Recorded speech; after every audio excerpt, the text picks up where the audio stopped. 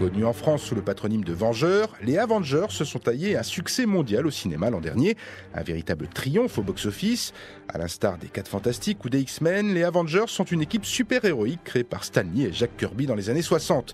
Une super équipe qui était en fait une réponse de l'éditeur Marvel à son concurrent principal, DC Comics, et sa Ligue de Justice, Philippe, l'un des créateurs de la boutique Arkham à Paris. Donc les Vengeurs, une équipe de super-héros qui se forme accidentellement à cause de Loki, le demi-frère de Thor, qui, comme a son habitude, complotait contre son frère et qui crée incidentellement qui provoque incidentellement la formation des Vengeurs. Se retrouve à lutter contre lui Thor, Iron Man, l'Homme-Fourmi, la Guêpe et Hulk, et à la fin ils sont tellement emballés par ce qu'ils ont pu faire ensemble qu'ils décident de former une équipe.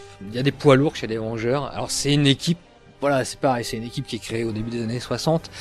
C'est une équipe qui va connaître multitude d'incarnations à travers les années. Mais chez Marvel, il y a une règle. Les problèmes personnels des super-héros doivent former le sel de l'aventure. Xavier Fournier, rédacteur en chef du magazine Comic Box.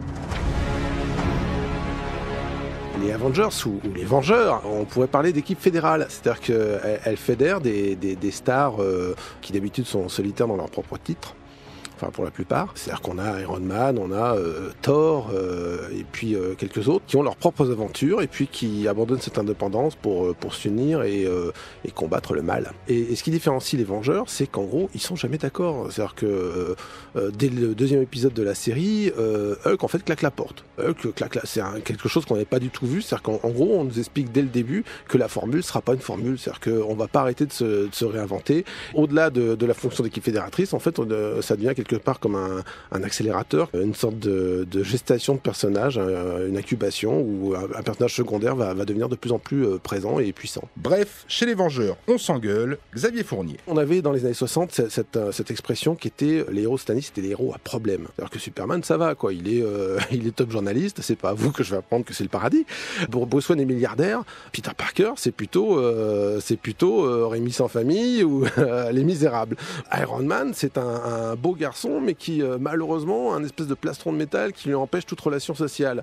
Thor, en fin de compte, c'est un boiteux malingre. Enfin, il y a toujours un petit problème de pathos comme ça.